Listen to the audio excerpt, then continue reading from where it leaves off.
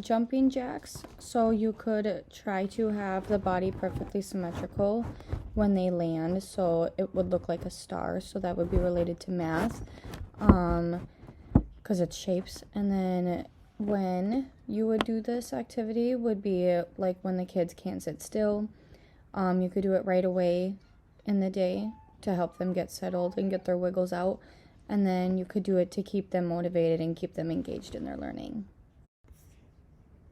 You could do this, it is relative to science because they are animals. So if you have a curriculum topic related to a certain animal, you could do it. Otherwise, you could give this as an opportunity for them to learn about other animals within the curriculum or not within the curriculum, just in science overall.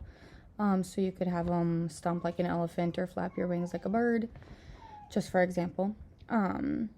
And then you could do this during transitions from the carpet time to working at their desk. And then while they're waiting in line for the bathrooms or to get a drink, or otherwise, like if kids can't sit still, like if they need a mind or body break as well.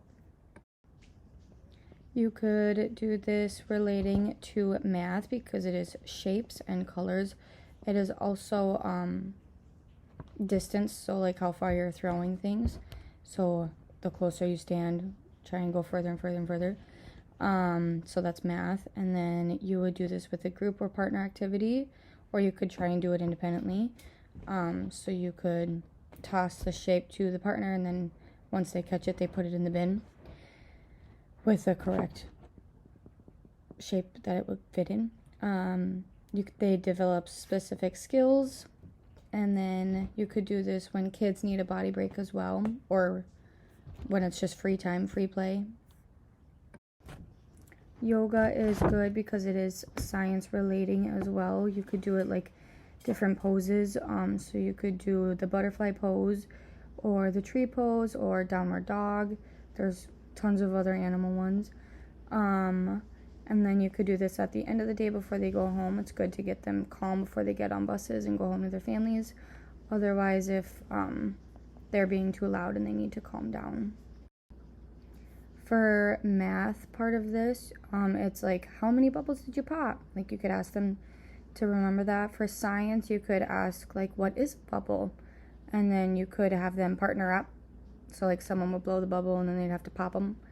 And then you could do this when they need a body break, or you could do it for a reward because this is a fun activity for them, or you could do it for free play as well.